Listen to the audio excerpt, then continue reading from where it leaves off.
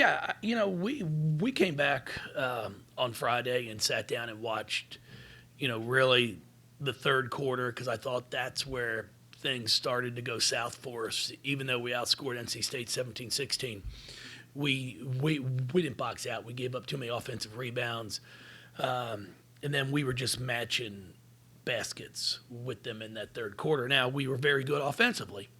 And then the fourth, we kind of got out of sync at times and just did not stay as patient offensively. And then when they pressed us, we obviously, we had some struggles. So we worked hard on that the past 2 days. But, I really appreciate our kids because, you've got to own it. And, we all came in as a staff as well, and we owned it from our end of areas that we have to do a better job preparing our kids for. And the players came in, we sat down, we watched film, we had good conversation on things. Hey, here's what we did well, here are things that we need to improve on. And, they were just as vocal during that film session as we were. And they've gone back to work. And, for a lot of this ball game today, I thought we looked really, really well, really good. And then, it got sloppy there in the fourth quarter, and that's not all because of the 10 players that were out there playing, but there are some others that get involved in the game, and unfortunately, I thought the players played a very good game. Both teams competed well. Scores table did a nice job too, and concession people, and I can go through about everybody else, but there's one group that I'm a little suspect of. Coach, you just kind of blew this one out in the second quarter with the 23-4 run on them. What were you doing differently in that second quarter? What weren't they doing as well against you? Well, no, we just kind of got a little bit more focused defensively. Mikasa went into the game, and she changes our defensive mindset. She's as tough of a kid as I've ever coached, and she just makes things happen. The breakaway layup that Emily gets is because Mikasa gets her head in there and sticks her arm in a passing lane and deflects it, and then Emily comes out with it and goes coast to coast. There's just a lot of things that Mikasa does that does not show up on a stat sheet, and that's why I love coaching the kid, and she does everything we ask her to do, and a lot of it you're not going to notice unless you really watch the game and pay attention. Jeff, kind of off that, Mikasa, I think when you sub Mikasa in, you had her on Jewel, and she shattered her for that first possession and got a block her first time guarding her. Just how much does she change a game like that when you're able to put her in and put her on the best offensive player and just say, go get after her?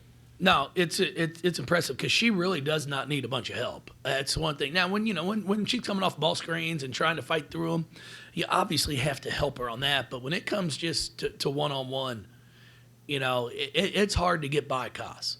If you score by her, you've done something. So she just is able to make the other team's best player work a lot harder. And Jewel ended up, she knocked down, I think, 2 or 3 threes there in the last minute, or she would have ended up with about 16. So I thought we did a pretty darn good job of making it difficult for her. Jeff, Olivia tonight, or not Olivia, Liz, excuse me. Liz coming in off the bench, going 5 for 5 from the field. How big was that for the team, and how much did that kind of help that second quarter performance? Well, it was huge. I thought she played really well. She's working. She keeps working. It's the one thing I'll give for Liz, and I really appreciate it from her. No matter what takes place, she's coming back the next day to continue to grind, to continue to work on getting better. And it was really nice to see that pay off for her. She really did a great job of finishing around the rim. She was very patient, made a few really nice moves of getting to the other side of the rim instead of going up and shooting behind her. And then I just apologized to her because I thought she played more than 16 minutes, but just did a really, really nice job for us. Jeff, kind of off that, there were times last year where Olivia and Liz were in foul trouble, and then times when neither of them played well. Just this year, it seems like it's been a consistent one or the other or both at the same time. Just How much has that boosted you guys this year, and just how much growth have you seen in those two this season? Oh, it's been really important for us.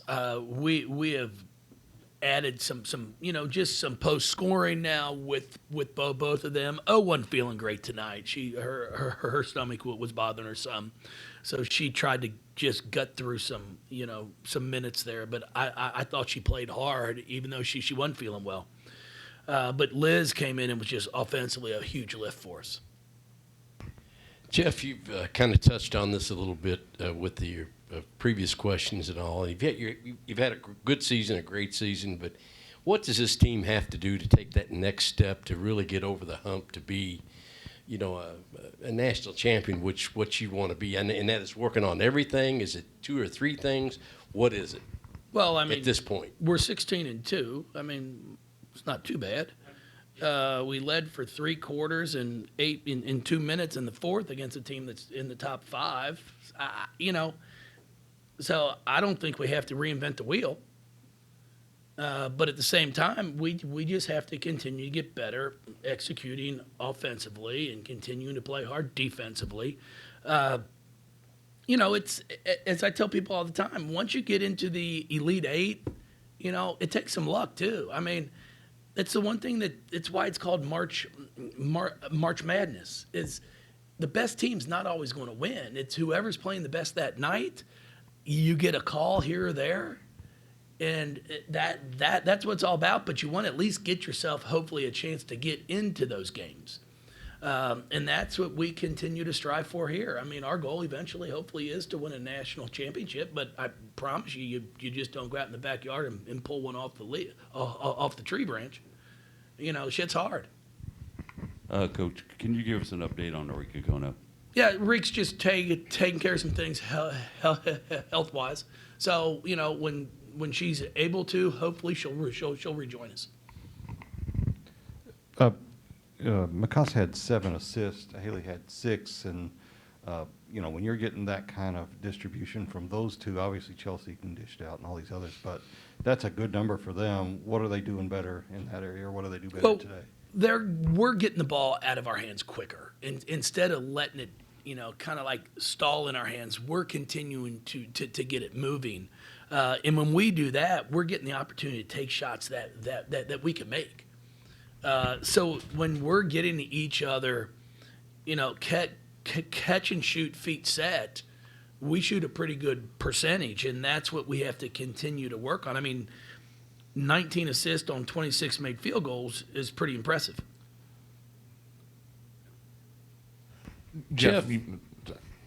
And 1 for 12 in the fourth quarter. I mean, Lordy. They went 17 minutes of gameplay without making a basket. We don't usually see. No, we did, but we fouled them, and if we take the fouls out, but we did a really nice job of that defensively. But for us too, I mean, we're 1 for 12 in that fourth quarter, and we, and I've got some kids in the game that are trying to get some playing time, but those are opportunities when you get a chance to show me, hey, here's what you can do. And the thing about Wake is, at this point in time, they aren't able to go extremely deep.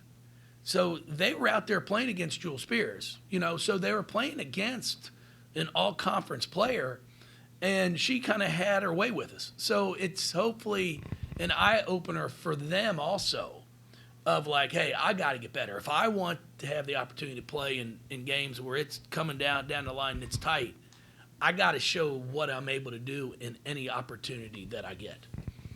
Jeff, you've talked about probably this before this year, but Olivia seems to be more involved in the offense this year. She seems like she runs the court better this year.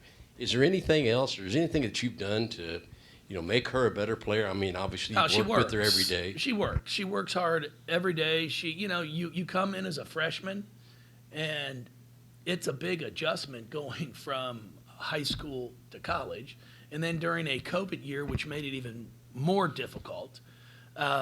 So now she's just getting better, which we anticipated she would. She's just going to continue to get better and better. What's she improved on the most? Well, just her ability to shoot the ball from 8 to 10 feet. She's much quicker with her moves now. She's not thinking about what should I do. and she's finishing around the basket. She's been shooting the ball really well from the free throw line the past month. So, and she's always going to compete and rebound for you. Jeff, you talked about fouls being an issue with this team for most of the season. What do you want to see them do to basically keep that kind of fine line between keeping their defensive intensity and not getting the whistle called on them? Well, there's parts of it I can't. I mean, like Liz's block is a beautiful block. I don't know what to tell her. I mean, it's like I told the crew. I mean, there's these huge big boards, big screens there that kind of show you. But like we gotta. It's okay if a woman blocks a shot. God forbid. It's okay. I just watch these men's games and I'm going. I just wish we could get a little bit better at letting these kids play. Or we're not going to, it's unfortunate, but it's just going to be ugly games. They drag on. We stop the flow of games, and it's just not good, unfortunately. Everybody has to get better. I got to get better at teaching my kids to not foul, but at the same time, I don't know what to do when you have a clean block. It's a beautiful block. Place goes crazy, and then it's a foul. So I don't know what to tell them. So it's frustrating. There's no question about it, and it's my God. You have to be able to guard, or How much was that flow disrupted there in that fourth quarter? there was no flow. Did you see a flow? No. We needed some Drano. God forbid. I mean, it was clogged up all right. The entire fourth quarter was constipated. Lordy. Hell yeah, you can. The fourth quarter was constipated. We needed some Maalox, right? What I got? What else? Pepto. Holy cow, it was bad. Anything else? Jeff, last one back here. Haley was talking about communication was a big emphasis, especially after that NC State game with how loud the crowd was and heading into this game. Did you notice a lot of improvement with that tonight, and how much of an emphasis was that? At areas, at times, yes. No, it's definitely something we have to get better at. I mean, we got to be able to talk and communicate on the floor, especially on switches when we're trying to switch and get under, and just if you've got somebody, because every once in a while in transition, you have to play in the scramble mode. But if I'm going to pick up your man, I got to tell you I got him, And there were times I saw us doing a really nice job of communicating, but we've just got to get a little bit more consistent in that area. Thank you, everybody. Thanks, Jeff.